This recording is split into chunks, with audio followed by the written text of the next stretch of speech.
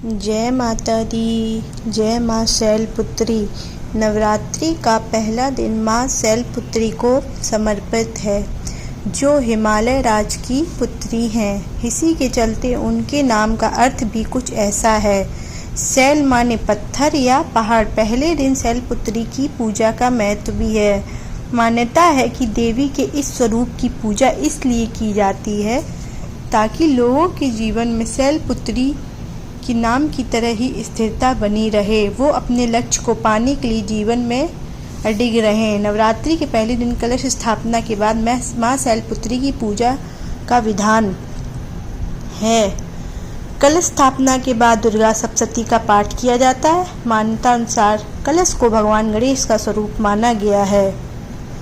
माँ शैलपुत्री का मंगल आशीर्वाद प्राप्त होता है तथा माँ शैलपुत्री का वाहन वृषभ बैल है। ऐसा कथा प्रचलित है कि एक बार प्रजापति दक्ष, जो सती के पिता थे, उन्होंने यज्ञ के दौरान भगवान शिव और सती को छोड़कर सभी देवताओं को आमंत्रित किया, लेकिन सती बिना बुलाए ही यज्ञ में जाने को तैयार हो गईं। अब भगवान शिव ने उन्हें समझाया कि ऐसे बिना बुलाए जाना उचित नहीं है।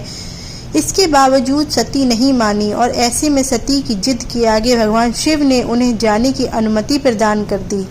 अब सती बिना बुलाए पिता के यहाँ यज्ञ में प्रतिभाग करने पहुँच गई। वहाँ उनके साथ बुरा व्यवहार किया गया। मायके में सती की माँ के अलावा सभी ने उनसे गलत तरीके से बात की। क्या भाई और क्या बहनें, सभी ने सती और उनके पति भगवान शिव खूब उपहास किया। ये कठोर व्यवहार और पति का अपमान सती बर्दाश्त नहीं कर सकी और उन्होंने खुद को यज्ञ में भस्म कर लिया। जैसे ये वाक़या हुआ और भगवान शिव तक समाचार पहुंचा, उन्होंने तुरंत अपने गणों को दक्ष के यहाँ भेज दिया। गणों ने इस यज्ञ को विध्वंस कर दिया। अगले जन्म सती ने हिमालय की पुत्री के रूप में जन्म लिया। इस तरह उनका नाम शैलपुत्री पड़ा। माँ शैलपुत्री का प्रिय रंग सफ़ेद है। माँ शैलपुत्री को सफ़ेद रंग बेहद प्रिय है, इसलिए पूजा के दौरान उन्हें सफ़ेद रंग की चीज़ें, बर्फ़ी आदि का भोग लगाया जाता है। पूजा में सफ़ेद रंग के पुष्प भी अर्पित किए जाते हैं।